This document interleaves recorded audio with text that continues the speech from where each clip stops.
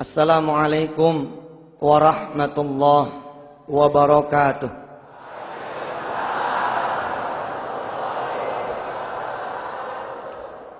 Allahumma salli wa sallim wa barik ala sayyidina Muhammad wa alihi walhamdulillahi rabbil alamin. Beberapa minggu terakhir saya banyak didatangi oleh keluarga-keluarga yang mengadu ini, mengadu itu. Coba dah kita bahas bagaimana sih caranya menjadi keluarga yang sakinah, mawaddah, warahmah. Barangkali ibu bapak ada yang mengenal keluarga saya. Boleh ditanya dah sama istri saya. Selama 7 tahun saya menikah kurang lebih dengan istri saya. Barangkali tidak ada satu hari pun saya yang berantem sama istri saya. Iya, kadang-kadang saya ngomong sama istri gitu, "Mah, ribut yuk," gitu. Belum pernah ribut nih. Kadang-kadang kalau ngeliat orang lain kan ada yang rumah tangganya tiada hari tanpa ribut, tiada hari tanpa mengeluh, tiada hari tanpa teriak susah. Apakah Ustadz keluarga tidak susah? Ya ampun ibu, kalau tahu mah gitu. Cuma kadang-kadang nih mulut menyampaikan keluhannya kemana? Menyampaikan keluhannya ke Allah.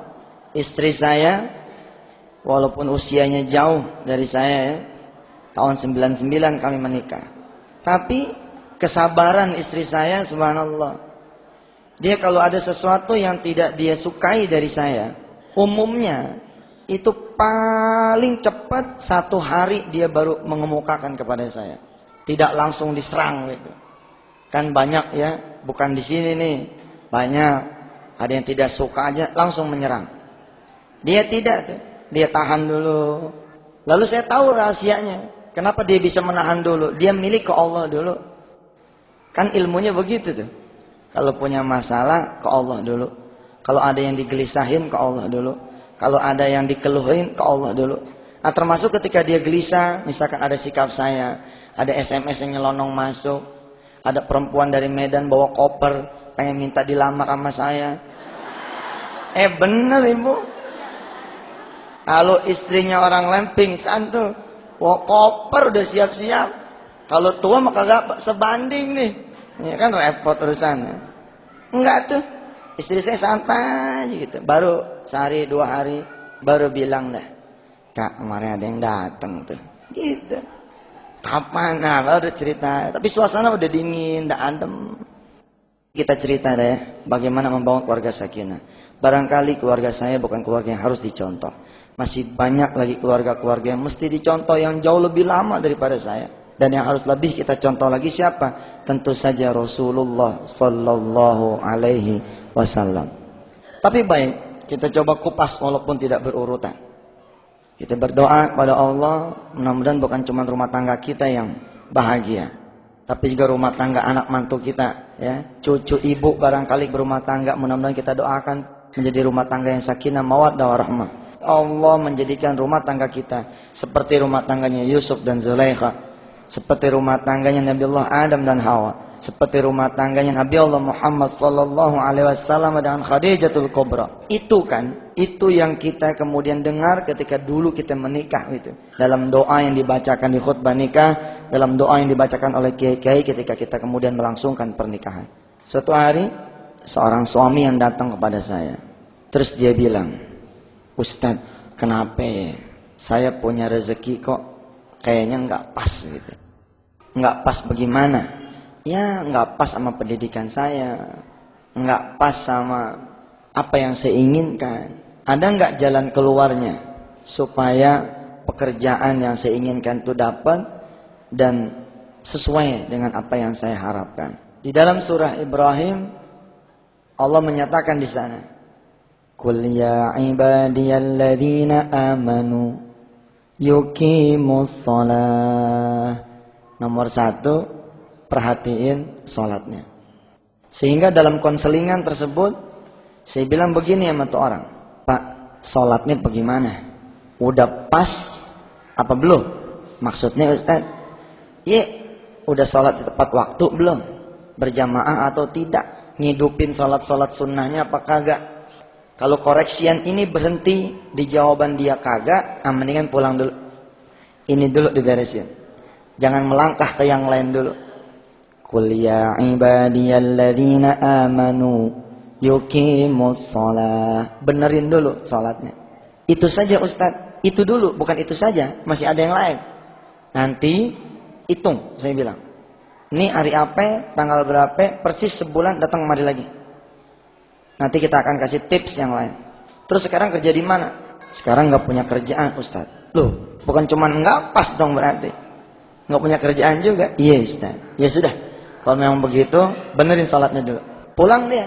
Kira-kira dapat berapa lama sesuai dengan yang dijanjikan, dia datang lagi. Datang udah lain tuh. Sebelumnya nggak bawa apa-apa.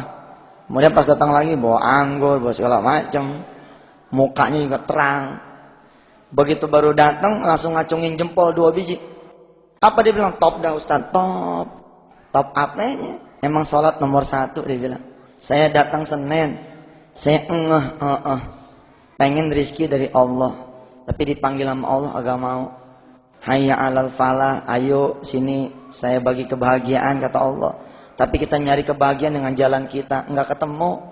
Habis jalannya Allah enggak kita tuju. Terus apa lagi? Jadi saya dikasih tahu sama dia. Rezeki mau nambah. Iya Ustaz. Salat sunahnya kagak. Saya tambahin. Ba'diyah, qobliyah, ba'diyah. Salat duha, salat hajat, salat taubat, birrul walidain, macam-macam dah. Sampai salat malam. Apa yang terjadi? Selasa, Rabu, Kamis, Jumat, kemudian dia ada panggilan kerja yang gajinya 2 kali lipat daripada gaji yang dulu terakhir dia terima. Nomor 1, kalau keluarga mau sakinah, hidupin tuh yang namanya sholat dengan benar. Omong kosong dah, omong kosong. Rumah yang dibangun, tapi ahli rumahnya ini tidak menjadi orang-orang yang ahli sholat. Atau sholat, tapi melalaikan sholatnya. Kenapa sholat begitu penting? Banyaklah sudah penjelasan yang lain. Saya ingin menjelaskan yang ada kaitannya dengan ekonomi. Banyak dari kita yang beranggapan sholat hanya punya dimensi akhirat, nggak punya dimensi dunia. Siapa yang bilang? Kita kagak sholat berjamaah nih laki-laki nih. Kita bakal dibagi pembilang 27 pembilang rezeki kita. Kan sholat berjamaah. Kata Allah lewat Rasulnya dikali 27 kali lipat. Kalau kita tidak sholat berjamaah, maka dibagi rezeki kita jadi dibagi 27 kali lipat. Misalkan ada ya ayah muda punya gaji 2,7 juta, tapi kalau dia tidak ahli sholat berjamaah, sisa bulanan itu cuman voucher doangan 100.000. Kenapa? 2,7 dibagi 27 jadi tinggal 100.000. Lalu bagaimana dengan yang sholat berjamaah rajin?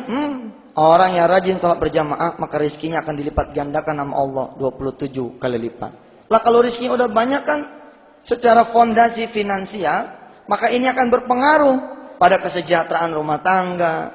Jangan lupa kita butuh yang disebut dengan kesejahteraan spiritual saja, tapi juga kesejahteraan finansial.